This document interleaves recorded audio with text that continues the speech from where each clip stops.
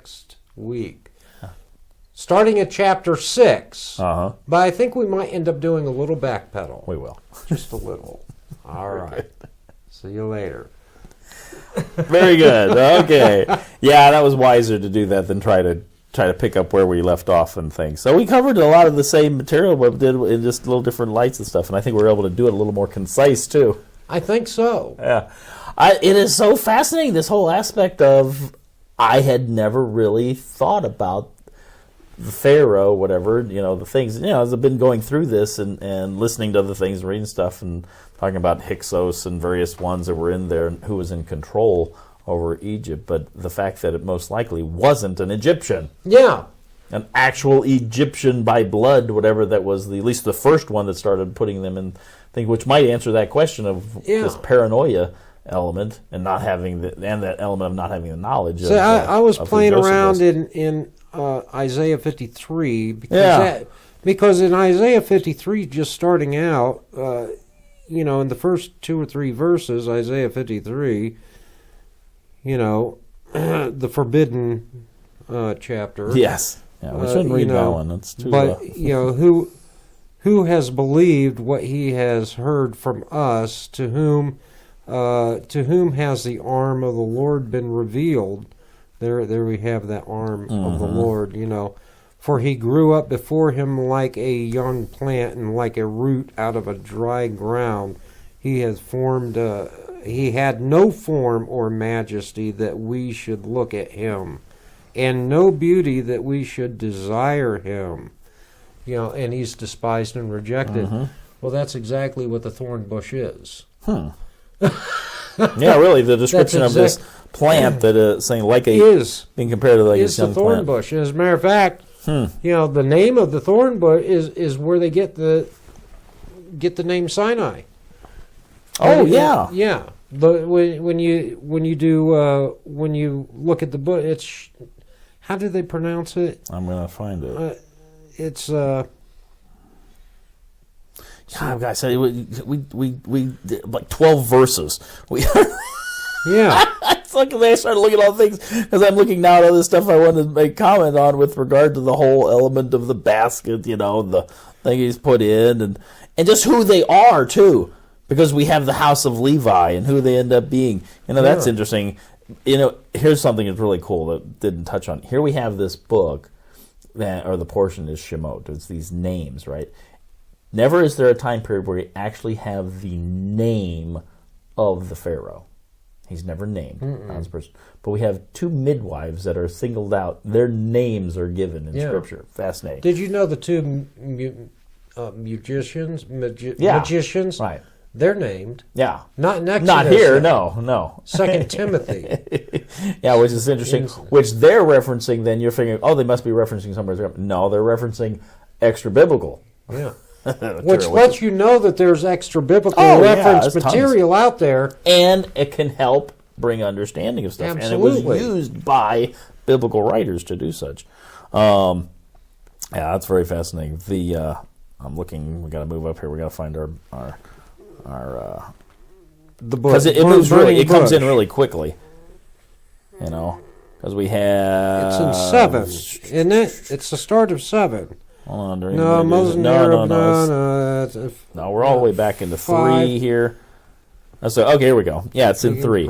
Says, then the angel of the Lord appeared to him in a flame of fire out of the midst of a bush. Yeah.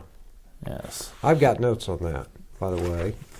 Yeah, you have... Naturally, I do. Yes. Because look at the word dwelt. Dwelt? When in Deuteronomy 13:16, speaking of the burning bush. Okay. When you go to Deuteronomy 13:16 or 33:16, because that's the only other time really, 33:16, and we covered this in our Torah portion last year, but we didn't talk about this. But it says this, with the best gifts of the earth and its fullness and the favor of him who dwells in the bush. Now look at the word dwell. What was it? It's Shekinah. Oh, yeah. It's where we get the word the Shekinah or the Shekinah, yeah. however you pronounce it, but it takes you to the tabernacle and it takes you to the temple where he dwelled in the tabernacle between the cherubim, where he and in the Mercy temple seat. between the cherubim, Yeah. and in Isaiah we see him dwelling with his glory, and his glory is actually described, And that's and he is physically consuming manifested. fire. Yeah. But I love how it says it, in the favor of him who dwells in the bush. He's saying, I am the one that was in that bush. It's But interesting. huh? It's interesting, too, because when you first have it, you have this, it's referred to as the angel of the Lord. Yeah. See, and that's called a theophany, because when you've got God and you've got the angel of the Lord. Hold Right. it. I thought the angel is an angel. Typically they are, but there's a unique one. You bet. Angel of the Lord. And we already ran across it in Genesis. Oh, yeah. With Jacob, Yeah. the yeah. Who he's angel wrestled that with. had the power to redeem him. Yeah. Wow, Yeah. that's amazing. Now, therein lies the element where you can get tripped up real easy with somebody that gets stuck on Trinitarianism. Yeah. Because if you hold to a very strong Trinitarian position on there, it automatically forces you into going, well, that has to be Jesus as this manifested thing. In other words, because you can't go any further on that. Now, to me, it seems like God can manifest himself in however he wants to manifest himself. Now, there's patterns of the thing. You have Father, Son, and Holy Spirit. Holy Ghost. Those are very much, but the inner workings of all those things, but it forces that into going, okay, then anytime there's this manifestation of somebody, then it automatically, it can be represented. But not necessarily so. As I'm saying, it doesn't have to be on there, because then you have all the different names and representations of God. It's still God, but you have all these. It's one of those things, because I get tripped out when people get real dogmatic onto Trinitarianism. Up to 100 AD, if I remember right, and doing my background on the plurality of God. The Jewish people and the teachers and all of it, the rabbis and the priests, they all believed in the pluralistic nature of God. Until 100 AD, when they banned it and called it a heresy, because they had a problem. The problem was Jesus. They had to come out of, well, wait a minute. But up until then, and that was after the Babylonian Talmud, which was in 90 AD. Yes. So in 100 AD, Actually, that's just portion would be the Mishnah, because the Babylonian Talmud didn't come into writing. Well, and there's a Jerusalem Talmud as well. But the Babylonian Talmud, for some reason, is considered more authoritative. But that was to resolve another major issue, in that their temple was destroyed, and now how did they resolve the sin question without the shedding of blood? So they had to invent a new system. So it is interesting. Oh, yes. But even the Jewish rabbis, they believed in the pluralistic manifest but as nature. One, still but one as God. one. Yeah, it's still echad, but echad has always been a one, Plural, but it's a plural one. But it's a plural one. Yeah. Oh yeah. Anyway, I just when I see that, But that is really cool. Yeah. So whenever I do have opportunity to do, I don't mind using the big words, but it's not to impress people. It's to reveal what it is. Yeah. To strip the mystery out of it, Right. So they don't sit there and scratch their head. Okay, you use the word theophany. Okay, well that's great. What does that mean to me? Yes. Just take the mystery out of it. Oh, totally so. All right. Well, cool. You know what? You probably need to get rolling just from the standpoint of what the weather's doing. What are we going to do? This was good extra material. Oh, yeah. Well, you can grab it if you want to. I mean, we should put it in the archive. make it bonus material. There you go. It was after we stopped. They continued to discuss things. What does Fox and Friends call it? They call it... Well, usually they say, if you want to continue the conversation, whatever, go to our website. Yeah. They do have a name for that. Oh, it's the After Show. Yeah, there it is. yes. Because there's something that happens in the third chapter, though, that had great significance that happens, whatever, because we have this whole dialogue with this guy, This could Moses. be an After Show. Because All right, Moses and because we have this other name being revealed. Oh. Show me that.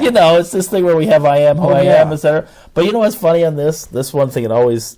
I had a teacher one time, he said, now point this out, because everybody stops right here usually when he asks the question, if I come to the people of Israel and say to them, the God of your fathers has sent me to you, and they ask me, what's his name? What shall you say to them? And God said to Moses, I am who I am. I always hear the voice from Ten Commandments. Yeah. I am who I am. And they kind of stop. And he said to them, say this to the people of Israel, I am has sent me to you. Okay, and it's kind of like, okay, so it deals with that, which it is. Yeah. It is. But then he goes on. He says, God also said to Moses, say to this people of Israel, the Lord. And right there is our full usage of Yud-He-Vav-He. Yes. Okay. The Lord, the God of your fathers, the God of Abraham, Isaac, Jacob, has sent me to you. This is my name forever, and thus I am to be remembered throughout all generations. This is the name. It's not the Ehyeh on here, but it is that right there. It's the Yod-He-Vav-He that is his name. Yeah. This is my name. Yeah. So I mean, that's what we. Now it definitely ultimately comes to that spot. It's just this is God's name. But I remember that was an issue on there because it seemed like his whole answer is actually all the way through here. So ultimately, right there. One of the I can't remember who showed this to me, and I wish I was better at nouns and pronouns and verbs and all this kind of stuff, because it was shown to me that the I am who I am.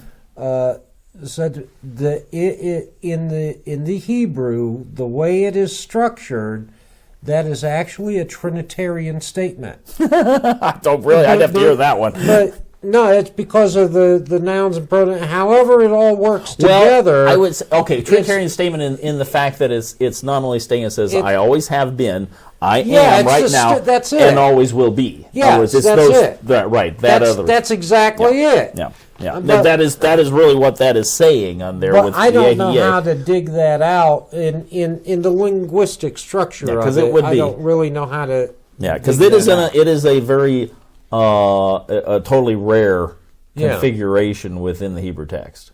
Yeah, which makes sense that it would be.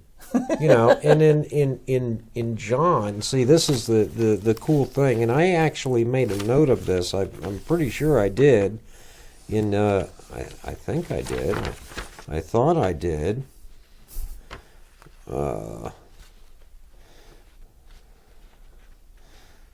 This was one of the things that caught my attention too as we're reading through here. If you find that or whatever, was the fact that after he gives this, he tells Moses, revealing, "This is my name," right? Yeah. Remember through all generations, and he says, "Go now and get together all the leaders, the elders of Israel, together and say who it is.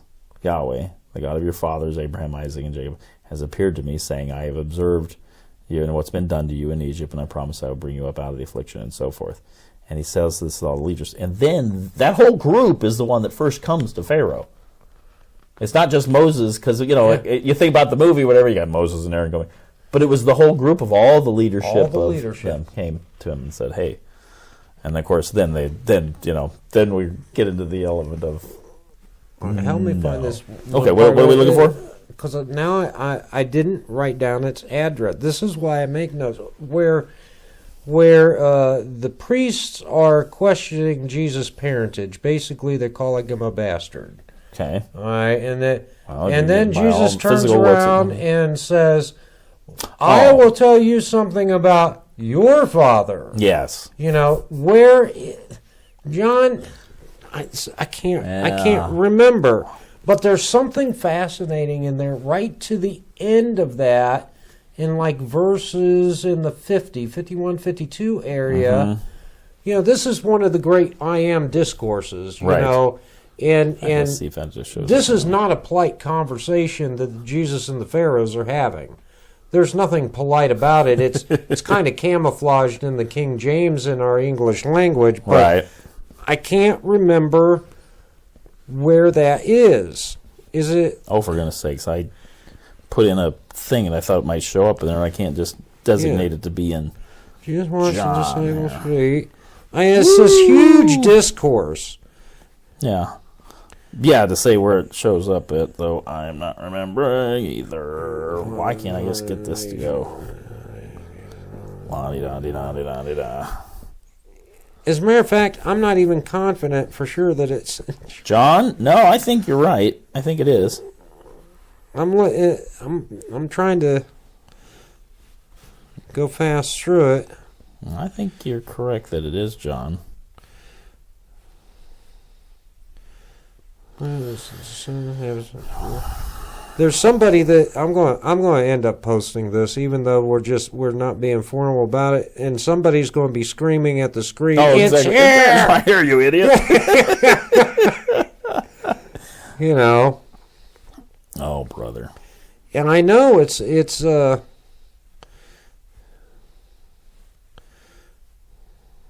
want to kill him. That was the response.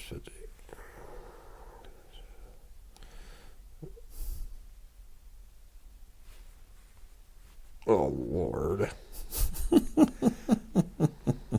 Yeah, it would be good This just is to what I read get it for not writing it down. Yeah. You know, because I'm just all over the place all the time, and I try to. Trying to find, because what words are you searching? You're just scrolling through, because I'm looking for a particular word, but I'm just looking for the I am.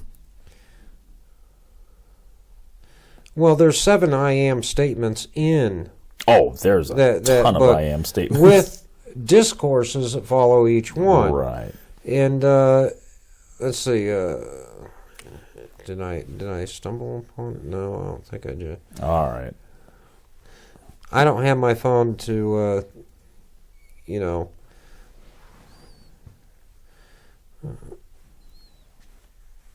say, I am the good shepherd.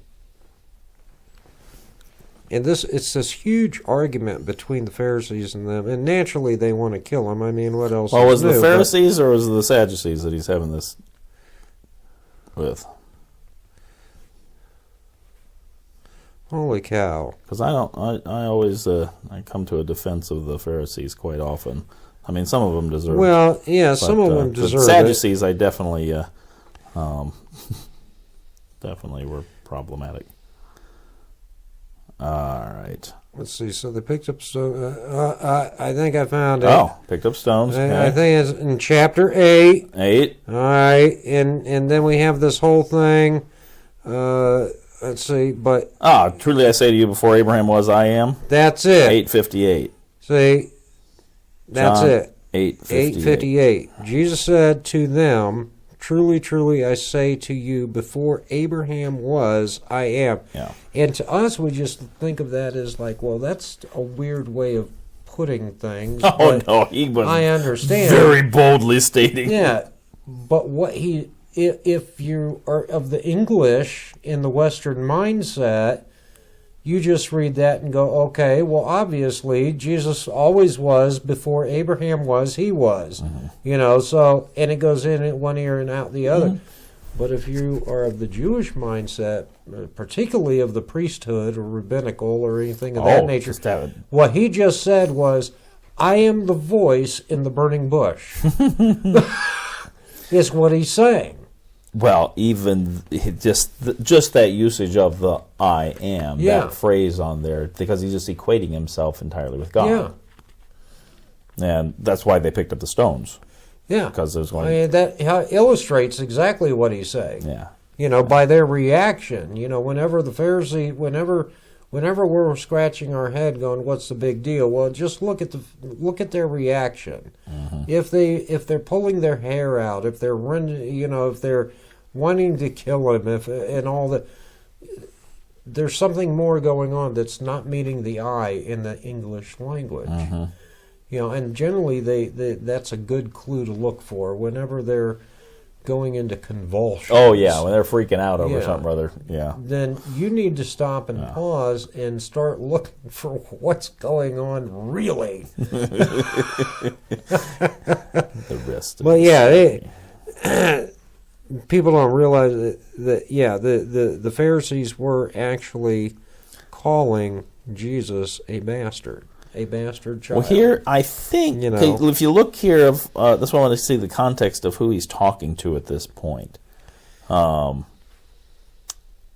see if it actually defines who we're in dialogue with. Got to keep going back. Yeah, back here, because we'll always have this reference as talking about the Jews, which I remember coming across. It's not all Jews. There are a lot of Jews that were believers. Right.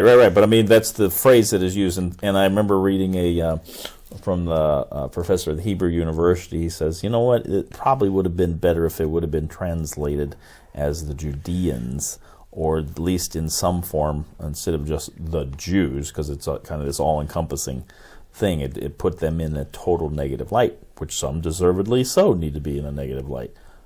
But many did not. Okay, let's see. I finally says, so, it says, and Jesus spoke to him, I am the light of the world. Whoever follows me will be darkness. So the Pharisees said to him, you are bearing witness about yourself. Testimony is not true. He answered, I was myself. My testimony is true. I'm just trying to see if there's a break in that. They said to him, where is your Father? Jesus said, you know neither me nor the Father. If you knew me, you would know the Father also. Boy, he slammed him there. You know neither me nor my Father. If you knew me, you would know my Father also. So there he is in straight dialogue with the Pharisees. So he said, this dialogue continues. It's rather lengthy. Right. That's what I'm saying. And I think going. it is. I think it is with the dialogue with some. That's why I just want to see if it actually was, and it seems to be such. So, yeah, because then he goes right in and says, they answered him, we're offspring of Abraham, and have never been enslaved to anyone. How is it that you say you will become free? That was one of his lines. If you abide in my word, you are truly my disciples, and you will know the truth, and the truth will set you free. Very popular verse. The truth will set you free. That's said in many contexts. Oh, yeah. Just, amen, amen, I say to you, everyone who practices sin is a slave to sin. The slave does not remain in the house forever. The son remains forever. So if the Son sets you free, you will be free indeed. I know that you are the offspring of Abraham. Yet you seek to kill me, because my word finds no place in you. Wow. Mm-hmm. Yep. So Abraham is our father. If you were Abraham's children, you would be doing the works that Abraham did. And now you seek to kill me, a man who has told you the truth that I heard from God. This is not what Abraham did. You are doing the works of your father did. Mm-hmm. We're not born of sexual immorality. There's the phrase. That's it. They said to him, we are not born of sexual immorality. We have one Father, even God. It says, if God were your Father, you would love me. For I came from God, and I am here. There's another I am. Yeah. And I am here. I came from not my own accord, but he sent me. Why do you not understand what I say? It's because you cannot bear to hear my word. You are of your father, the devil. Yeah, and you will do what your father desires. So see, he was slamming them. There's you are the son of illegitimacy. Right. Exactly what they were saying. What they're saying. Mm-hmm. Which they knew his... they knew his past. Uh-huh. And Mary had to bear that weight the entire time as well. Oh, my goodness, yeah, think of that. And, people don't realize that Christ bore the burden his entire life of illegitimacy. Mm-hmm. That was part of it, part of who he was from his early childhood. Mm-hmm. And Mary bore that stigma well the entire time. And you know what started this? I think this whole dialogue, going all the way back right at chapter 8 at the beginning, at least the way it's laid out in here, it says he came to the temple. Mm-hmm. All the people came to him and he sat down. Typical thing of a rabbi. Sit down, time to teach. The scribes and Pharisees brought a woman who had been caught in adultery. Oh, yeah. So that's the start of that whole dialogue. Yeah. there's going to be something interesting now that because he puts his finger right there, puts his finger in the ground, and they continued to ask him, and he started. Yep, started writing something here, and everybody's always interested in what he wrote. And once more, he did 2 times. He went and wrote on the ground. But there's going to be something that happens in Exodus with the dust of the earth. See, it's God's hand being applied to the dust of the earth, and what happens? I think it's the very first time that the magicians say we can't replicate this, and this is what causes them to say to Pharaoh, "This is the hand of God," and that's when God touched the dust of the earth and it turned to lice. Oh, and it all turned to lice. And here we have God, Jesus Christ, touching the dust of the earth, and we're always concerned, what's he writing? Well, there's some amazing things happen when God touches the dust of the earth. Me and you were created. Well, we weren't, but Adam and Eve were out of the dust of the earth. You know, but that's when the lice came out of the earth. And we go, okay, well, why are the magicians so worked up and incensed about this one that caused them to realize that, hey, this is the hand of God? Is because, one, they couldn't replicate it, and two, they couldn't perform their priestly service anymore. It stopped them because of they had to go through all this cleansing ritual and hair shaving and all this kind of stuff to do their priestly bull crap that they do, you know, and it undermined their activity as priests. Okay. The lice, because they couldn't stay clean or whatever. They couldn't stay clean to do their priestly duties, and all that kind of stuff. And so they're like, well, you know, this one's the hand of God. Interesting. But all the others weren't. We can do those, but they couldn't replicate do some of that one. Yeah. They could go to a certain limit, but they couldn't go past it. Yeah. After that, which is very interesting. Yes. What power they were drawing upon. Yeah. I don't think those were fake magic tricks. I don't think so either. I think that there was definitely some real power behind that. Yes. Satanic power. But I don't think they were parlor tricks or magic tricks or going to see David Copperfield in Las Vegas type of tricks. That was the real deal. And those tricks, those miracles that they did are going to be done again as a source of substantiating the authority that the Antichrist and the false prophet claim over the people and over the nations. They're going to use miracles to substantiate themselves. Oh, yeah. But Peter says that we have a more sure word, and it's not miracles. We have a more sure word, and it's the word of prophecy. Jesus Christ didn't rely on miracles to substantiate himself. It was the plus, it was the bonus, but he did make reference to them as being like when he's trying to tell John the Baptist or whatever, when John was going, like, hey, are you the one? You know, I've proclaimed your word, but are you the one? And he said, what am I doing? Yeah. And some of that was making reference to something. To miracles. Right. But he always said, it is written. It is written to fulfill the Scripture, and so on and so forth. This was the primary source of his definitely substantiating himself as the Mashiach. Yep. You know, definitely so. But these guys are using it as their sole source of authority. You know, it's interesting for certain. It is pretty cool. It's too bad we couldn't get any of this on tape. Well, it's still recording. I see that's how this whole thing got started. Just getting into these little dialogues and stuff. So yeah, but I think there's a lot of ice and snow coming out. I guarantee there's a lot more since we've been here. The truck. So be wise. Welcome to one of our behind-the-scene discussions, and it's just normal and par for the course. Usually what happens before and after.